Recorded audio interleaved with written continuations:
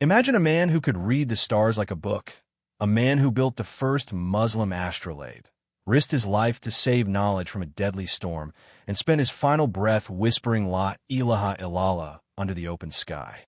This is not fiction.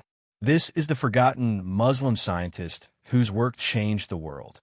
The scientist who measured the stars, the untold story of Ibrahim al Fazari. Ibrahim al Fazari was not born under the stars, but it always felt as if the stars were born inside him, lighting the corridors of his mind with questions that refused to sleep, and even as a child he would stare at the night sky for hours, whispering, "O Allah, how perfect is your creation." And little did he know that these whispers would one day reshape the world of astronomy, navigation, and timekeeping for the entire Muslim civilization. His story began in the vast, vibrant city of Baghdad. During the early Abbasid era, when knowledge was not just read, but worshipped as a form of ibadah, and curiosity was considered a gift from Allah, and young Ibrahim would walk through the crowded markets, not searching for toys like other children, but for parchment, ink, and people who knew things, for he believed that every drop of knowledge was a drop of light. People often laughed at him, calling him the boy with his head in the sky. But he did not care, for in the silence of the night, he felt something calling him, pulling him toward the secrets written above. And when he grew older, his brilliance caught the attention of scholars in the House of Wisdom.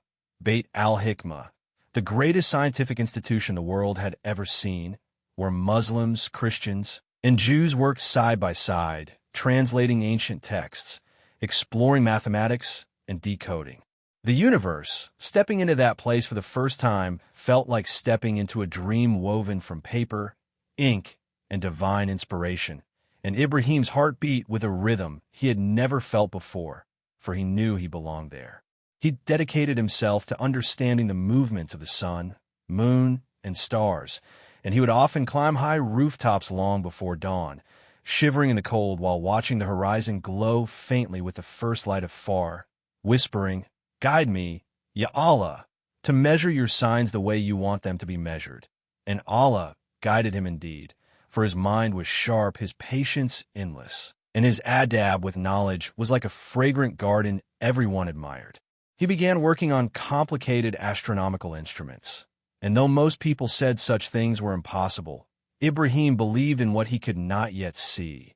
For he trusted the Quran's verses about the order of creation, the appointed phases of the moon, and the stars that guide travelers through the darkness of land and sea.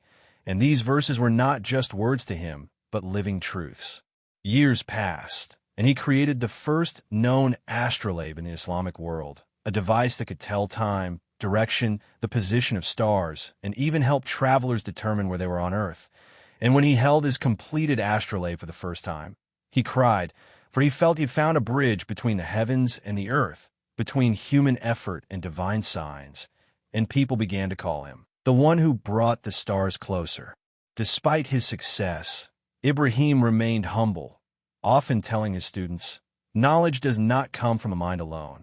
It comes from a heart softened by submission to Allah," and this humility made everyone love him. But the real mystery began on a night when he was working alone on perfecting the model of a new astrolabe, larger and more detailed than anything he had ever made. The oil lamp flickered strangely, as if disturbed by an unseen wind, and the room grew cold despite being fully sealed, and Ibrahim felt an eerie stillness wrap around him, making the hairs on his arms stand up. He kept working until he suddenly noticed something impossible. The star he was tracking had shifted beyond the predicted arc, a deviation that no existing mathematical table could explain, and this terrified him because he feared making a mistake in measuring Allah's creation. He spent hours rechecking calculations, pacing the rooftop, staring at the cold sky for signs, praying silently. "O turner of hearts and keeper of the heavens, show me what I am missing." And just when he felt overwhelmed, the sky suddenly brightened with a streak of light, a meteor blazing across the darkness. And in that moment, Ibrahim felt a calmness descend upon him, like a whisper in his heart reminding him that Allah's creation is vast, mysterious, and always beyond human comprehension. This became the turning point in his life. inspiring him to refine astronomical tables that would guide Muslims in prayer times, navigation, and understanding the Qibla. And his works later became the foundation for future scholars like al-Battani and even influenced European astronomy centuries later. But his life took an emotional turn when a massive sandstorm struck Baghdad, destroying parts of the House of Wisdom and scattering priceless manuscripts across the desert. Ibrahim rushed out into the storm with nothing but a cloth around his face, risking his life to save the knowledge he had dedicated himself to. And for hours he fought the fierce winds, grabbing flying scrolls, shielding fragile books with his own body. And at one moment when he collapsed to the ground, unable to breathe, he said one sentence that would forever be remembered. "O Allah, I am only a guardian of knowledge. You are the owner of it." His students found him unconscious but alive, surrounded by saved manuscripts he had gathered with his trembling hands, and many said that Allah himself protected him that night.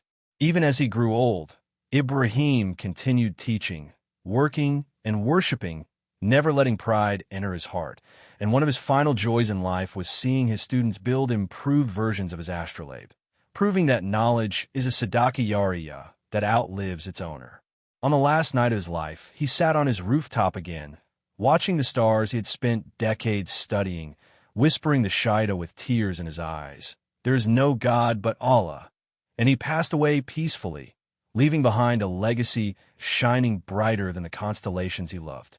His death shook Baghdad, and people from every background, faith, and profession attended his funeral, for he was not just a scientist, but a man whose heart was filled with awe for Allah.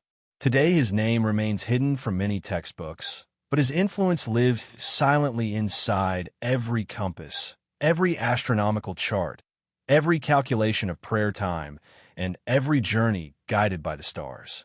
And this story, the story of a man who measured the heavens with his mind but bowed his head with his heart, reminds us that the real purpose of knowledge is to lead us closer to Allah, not farther away. And perhaps that is why his legacy still pulls the hearts of those who seek truth, because Ibrahim al Fazari was not only a scientist of the stars, but a worshiper illuminated by them. If this story touched your heart and awakened your pride in our Islamic heritage, then don't stop here. Hit the like button, subscribe to Deen in Minute, and share this video so more people can discover the hidden gems of our ummah. Every share becomes sadaqah yariyah. Every view becomes knowledge revived. Join us. Let's bring forgotten Muslim legends back to light.